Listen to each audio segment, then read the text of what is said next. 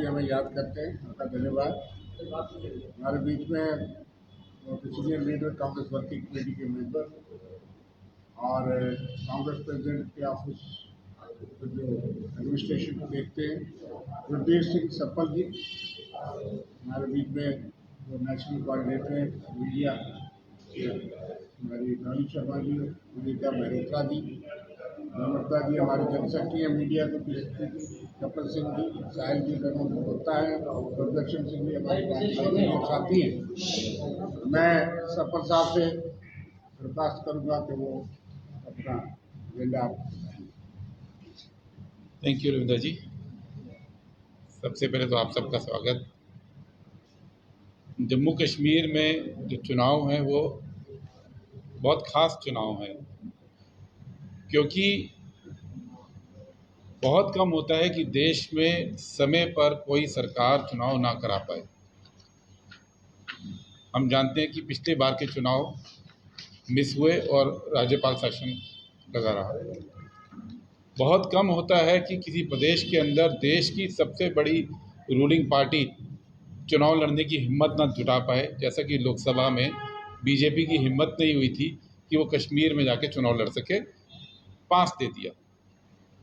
पिछले कई साल से कोशिश होती रही कश्मीर में बड़ी बड़ी बातें करने की, लेकिन इस पूरे दौरान में कश्मीर और जम्मू के जो लोगों की स्थिति है वो आपसे बेहतर कोई नहीं जानता, क्योंकि बीजेपी ने अपनी राजनीति देश में चमकाने के लिए निशाना तो कश्मीर के लोगों को बनाया था और मुसीबत जम्मू के लोगों को भुगतनी पड़ी।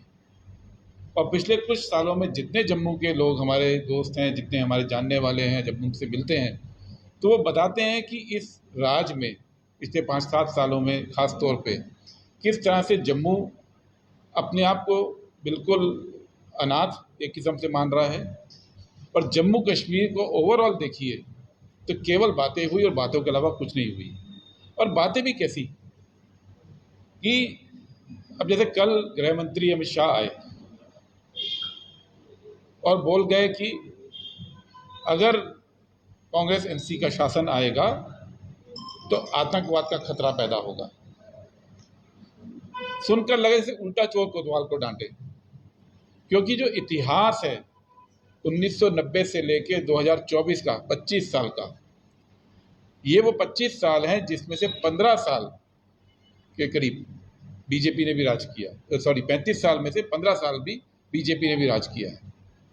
इस दौरान जब जब भारतीय जनता पार्टी किसी न किसी रूप में केंद्र में या तो सहयोगी दल रही या रूलिंग पार्टी रही, तो हमेशा आतंकवाद बढ़ा है, कम नहीं हुआ है।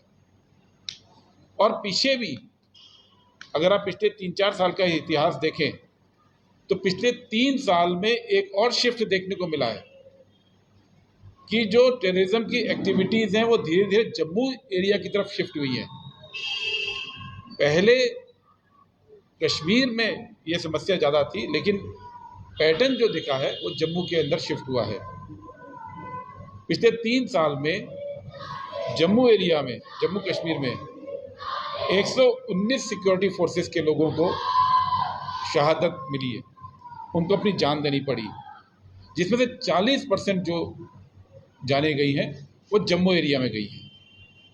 इसी तरह से अगर आप देखें तो पिछले 21 के बाद पुंछ में, राजौरी में, कठुआ में, रईसी में, डोडा में, उधमपुर में करीब 51 हमारे जो सिक्योरिटी फोर्सेस के लोग हैं उनकी जान गई है। तो इसकी जिम्मेदारी लेते हुए कोई बात नहीं करेगा, गृह मंत्री क्या इसकी जिम्मेदारी नहीं लेंगे? लगातार जब से ये लोग आए, चाहे पठानकोट में ISI को बुलाना हो, चाहे इस पूरे इलाके में जितनी घटनाएं हुई हैं उसकी जिम्मेवारी ना लेकर केवल ये भ्रम फैलाते हैं कि कांग्रेस पार्टी और NC अगर आएंगी तो आतंकवाद बढ़ेगा। जबकि सच क्या है, तीसरा टर्म मिला मोदी जी को, तीसरा टर्म, और उसके बाद 4 घटनाएं इस एरिया में हो गई हैं। 9 जुलाई को हुई, रईसी में बस पे अटैक हुआ था, 33 लोग घायल हुए थे, हम सब जानते हैं। उसके 48 घंटे बाद कठुआ और डोडा में अटैक हुआ था। 8 जुलाई को फिर एक अटैक हुआ कठुआ में, और 15 जुलाई को डोडा में अटैक हुआ जिसमें 4 सैनिक शहीद हुए। तो ये जो स्थिति है, इसको भूलते हुए बीजेपी ये भ्रम पैदा करना चाहती है कि उनके राज में टेररिज्म कम हुआ और कांग्रेस के राज में ज़्यादा हुआ, जबकि सच क्या है? टेररिज्म का जो असली दौर इस जम्मू कश्मीर राज्य में जब तेज हुआ, घटनाएं तो शुरू से चलती आई, जो तेज हुआ वो 1989 की घटना के बाद हुआ, रूबिया शहीद की घटना के बाद हुआ। और उसमें केंद्र में कौन राज कर रहा था? बीजेपी के समर्थन से वीपी सिंह की सरकार थी। फारूक अब्दुल्ला मना करते रहे, मत छोड़ो आतंकवादियों को। बीजेपी के दबाव में वीपी सिंह की सरकार ने उस समय आतंकवादियों को छोड़ा, और उसके बाद जो पूरी घटनाक्रम घटा इस कश्मीर और जम्मू के अंदर, उसमें 90 के फरवरी से पलायन शुरू हुआ। और आज मैं याद दिलाना चाहता हूं कि जब ये घटना हुई 1990 में पलायन शुरू हुआ, तो मार्च के अंदर लोकसभा के अंदर राजीव गांधी, जो उस समय नेता प्रतिपक्ष थे, लीडर ऑफ अपोजिशन थे, राजीव गांधी चुनाव हार चुके थे, वो लीडर ऑफ अपोजिशन थे, उन्होंने लोकसभा के अंदर एक डिबेट की डिमांड की और कश्मीर के हालात पे डिबेट हुई। और राजीव जी ने यह बोला कि कश्मीर के हालात बिगड़ रहे हैं और यहाँ पे सेना या बीएसएफ लगाएं। और किस पार्टी ने इसके विरोध किया था? आज अमित शाह जी पुरानी फाइलें नहीं खोलते हैं। किस पार्टी ने विरोध किया था? भारतीय जनता पार्टी ने विरोध किया था। उनके नेता जसवंत सिंह ने लोकसभा में खड़े होकर बोला कि ये लो ग्रेड टेररिज्म है। मैं एग्जैक्ट शब्द यूज कर रहा हूं, low intensity low grade terrorism है, इसलिए कश्मीर में ना तो सेना लगानी चाहिए ना बीएसएफ लगानी चाहिए। ये बीजेपी का स्टैंड था। और उसके बाद अप्रैल 1990 में जब भारतीय जनता पार्टी की राष्ट्रीय कार्यकारिणी की मीटिंग होती है, उसमें प्रस्ताव पारित होता है, उसमें कश्मीर का जिक्र ही नहीं करते। आडवाणी जी अध्यक्ष थे। भारतीय जनता पार्टी फरवरी में पलायन होना शुरू होता है। इनके अपने गवर्नर जगमोहन, जो बाद में वाजपेयी सरकार में मंत्री भी बनते हैं, वो गवर्नर होते हैं, उनके वक्त में पलायन शुरू होता है। और भारतीय जनता पार्टी उसके 2 महीने बाद अपनी राष्ट्रीय कार्यकारिणी में इस पर डिस्कशन भी नहीं करती। भारतीय जनता पार्टी अपनी राष्ट्रीय कार्यकारिणी के प्रस्ताव में इसका जिक्र भी नहीं करती, क्योंकि कश्मीर उनके लिए उस वक्त भी कभी इंपॉर्टेंट नहीं था। और वो लगातार केवल इस उसमें रहते थे कि किसी तरह से हिंदू मुस्लिम मुद्दा बन जाए और देश में उनकी राजनीति चमके। यही नहीं, 1999 में IC 814 की बात हम सब जानते हैं। कौन था सरकार के अंदर? बीजेपी की सरकार थी। दुर्दांत आतंकवादियों को छोड़ा गया था। और उन लोगों के छोड़ने के बाद जो कश्मीर में घटनाएं घटी 2001 में, 2002 में, हर साल 4,000 कैजुअलिटीज होनी शुरू हुई। 2001 में 4,000 हुई, 2002 में 3,500 हुई। 2004 में जब कांग्रेस पार्टी की सरकार डॉक्टर मनमोहन सिंह की बनी, यूपीए की सरकार, तो उस वक्त 2,000 कैजुअलिटी कश्मीर में होती थी। और यूपीए ने अपनी नीति के बदौलत, और नीति टेररिज्म में स्ट्रिक्ट रहने की नीति थी कि हम टफ रहेंगे, यहाँ पे विकास करने की नीति थी, जम्मू कश्मीर के लोगों के दिलों पर मलहम लगाने की नीति थी। तो 2004 में जो 2,000 कैजुअलिटीज होती थी, 2011 तक आते आते 70 रह गई। 2011 में, 12 में, 13 में, 14 में कश्मीर के फंक्शन होने लग गए थे। 2010-11 के बाद नॉर्मलसी आई थी। उस नॉर्मलसी को जम्मू कश्मीर की भारतीय जनता पार्टी ने पिछले कुछ सालों में खत्म किया और लगातार कैजुअलिटीज वापस 400-300 तक पहुंचने लगी। कई बड़ी घटनाएं आतंकवाद की हुई। और भारतीय जनता पार्टी पिछले 5 साल में, इनकी पूरी डबल इंजन की सरकार यहाँ रही। सरकार भी क्या रही, मतलब पटरी भी इनकी थी, गार्ड भी इन्हीं का था, ड्राइवर भी इन्हीं का था, सब कुछ इनका था, लेकिन गाड़ी चली नहीं चली गाड़ी। 2019 से लेकर अब तक पूरे देश को बताया कि अब देखिए, अब कश्मीर पूरा औद्योगिकरण हो जाएगा, इंडस्ट्रियलाइजेशन हो जाएगा। देश में तो औद्योगिकरण हुआ 3%, कश्मीर में हुआ 1%। उस कश्मीर में जो डेवलपमेंट के हर पैमाने पर देश में 5वें 6ठे नंबर का स्टेट होता था, कहीं कहीं दूसरे तीसरे नंबर का स्टेट था। उस स्टेट को वहां तक ले आए कि पिछले 5 साल के अंदर लगभग 65% सरकारी नौकरियां 65% सरकारी नौकरियां खाली हैं। वहां ले आए, पूरे देश को बोला कि अब कश्मीर में जमीन खरीदने का हक हो गया, आइए खरीदिए। एक इंडस्ट्रियलिस्ट ने इन्वेस्टमेंट नहीं किया है, एक कॉर्पोरेट का बड़ा एग्जांपल आपके पास नहीं आएगा। पूरे जम्मू कश्मीर में 5 साल के अंदर हुआ तो क्या हुआ? कॉन्ट्रैक्ट, बाहर के लोगों को कॉन्ट्रैक्ट, अपने लोगों को कॉन्ट्रैक्ट। केवल और केवल युवा यूथ बेरोजगार बैठा है। एजुकेशन पूरी प्राइवेट करने की कोशिश की है, बिजली को पूरा प्राइवेट करने की कोशिश की है, मीटर्स का जो हाल है वो आप सब जानते हैं। लोग रो रहे हैं, जो लोग सालों से अपनी ज़मीनों में बसे थे उनको उजाड़ने का काम इन्होंने किया और पूरा इस तरह से एक माहौल तैयार कर दिया कि एक जो खुशहाल स्टेट बनने लगा था जम्मू कश्मीर 2010 के बाद, जहाँ शांति थी, वहाँ पे पिछले कई साल से लगातार अटैक्स शुरू हुए और इसकी जिम्मेदारी आज ना नरेंद्र मोदी लेते हैं प्रधानमंत्री के तौर पे, आज ना अमित शाह लेते हैं गृह मंत्री के तौर पे, ना ही आज यहाँ के राज्यपाल लेते हैं। तो आज जो हमारा ये कहना है कि कश्मीर के साथ खिलवाड़ हो चुका। आपने जम्मू कश्मीर को फुटबॉल बनाया और आज आपके बड़े बड़े ऐड आते हैं कि अगर धारा 370 आ गई तो क्या क्या खतरा है। डरा रहे हैं।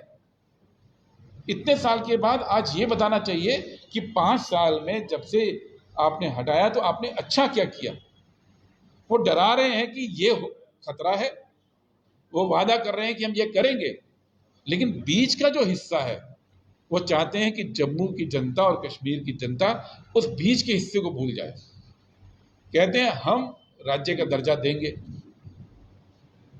भाई आपको रोका किसने था देने से? अब तक आप ही ने छीना ना, कोई नई चीज तो दे नहीं रहे थे। आपने राज्य को तोड़ दिया, लद्दाख कारगिल को अलग कर दिया, इसको यूटी बना दिया और आज आप किसको कह रहे हैं? और कहने की बात क्या है? सिर्फ कहते हैं।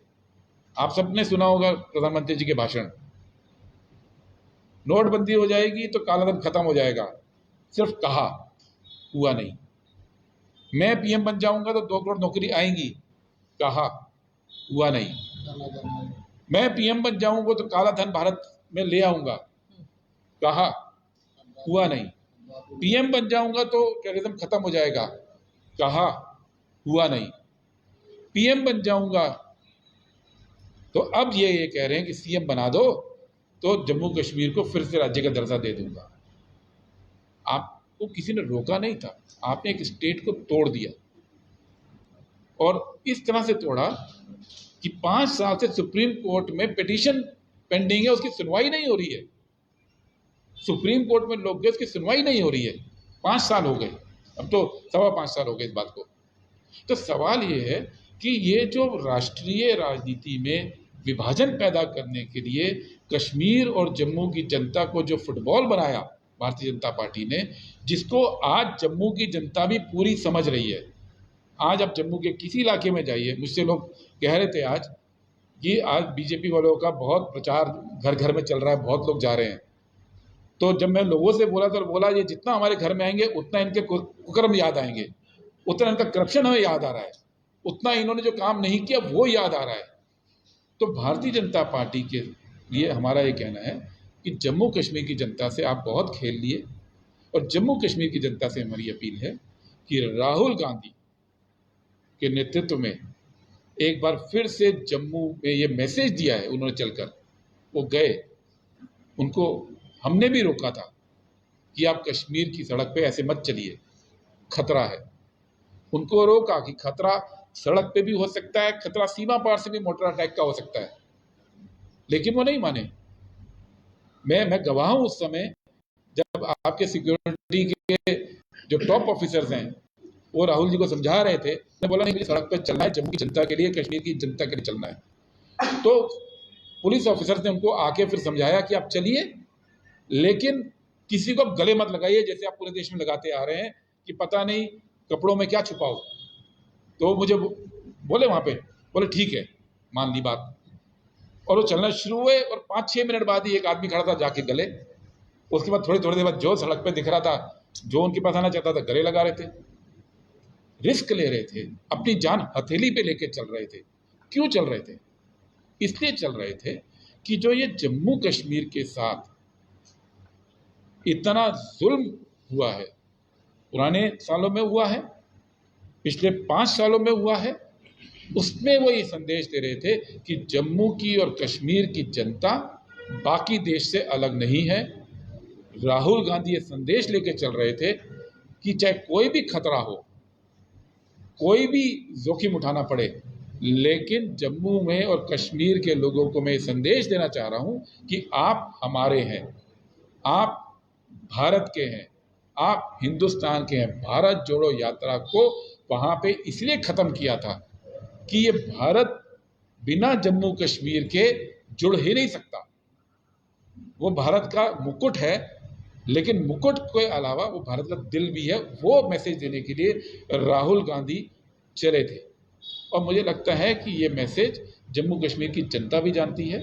ये मैसेज यहाँ के जो प्रबुद्ध लोग हैं उनके दिलों में उतरा है और इसलिए आज आपके मार्फत हम ये उनसे अपील भी कर रहे हैं कि आने वाले दिनों में अगर शान से सिर उठा के चलना है, शान से, कि ये देश का एक विकसित राज्य पहले भी था, यहाँ पे अच्छे मेडिकल कॉलेज पहले भी थे, यहाँ पे इंजीनियरिंग कॉलेज पहले भी थे, यहाँ पे विकास पहले भी था, डेवलपमेंट इंडेक्स में ये राज्य इंडिया के टॉप राज्यों में से था, पर कैपिटा इनकम के मामले में इंडिया के टॉप राज्यों में से था। ये संदेश जम्मू कश्मीर से जाना चाहिए, देश के अंदर जाना चाहिए और इस